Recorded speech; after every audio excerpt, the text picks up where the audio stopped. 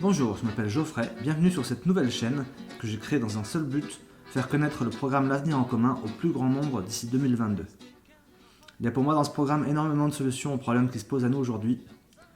Parmi les choses qui me tiennent à cœur, voici une liste non exhaustive. On a tout d'abord le RIC, le référendum d'initiative citoyenne. Le peuple doit être plus souvent concerté, il doit avoir le contrôle sur ses élus.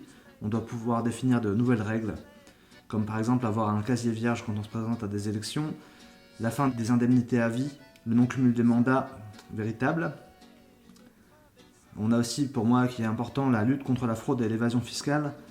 Faut savoir qu'on a plus de 100 milliards d'euros par an qui partent et qu'on pourrait récupérer. Donc il s'agirait d'embaucher massivement des contrôleurs, de mettre en place un impôt universel, comme c'est fait aux États-Unis, pour pouvoir faire payer l'impôt à ceux qui le doivent, où qu'ils soient dans le monde, du moment qu'ils sont français.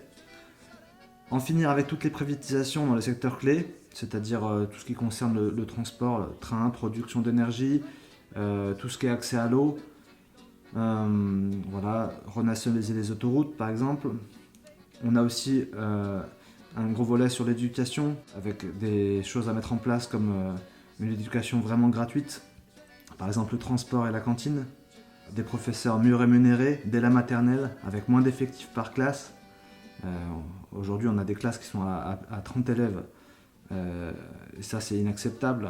On voit mal comment les élèves en difficulté peuvent raccrocher les wagons avec autant d'effectifs. C'est pas possible. Au niveau de la police aussi, dans le programme, on a remettre des moyens humains, plus de personnel, refondre l'IGPN, l'Inspection Générale de la Police Nationale, pour la rendre plus juste et autonome. Le travail des policiers, c'est un travail difficile, il ne s'agit pas de plus au pilori, au moindre écart, mais on ne peut pas tolérer que dans des cas graves, type Rémi Fraisse, Adama Traoré, Steve Canisso, Zineb Redouane, et j'en oublie plein d'autres, on ne peut pas tolérer que ce genre de bavures qui ont entraîné la mort reste impuni. Ça rompt ma confiance avec ceux qui font bien le travail, quoi. Donc là-dessus, il y a des choses à mettre en place. Il y a plein d'autres points qui me semblent intéressants dans ce programme. On va les voir tout au long de lecture des cahiers. Et je vais donc commencer par le premier cahier, Démocratie et liberté, vite la 6ème République.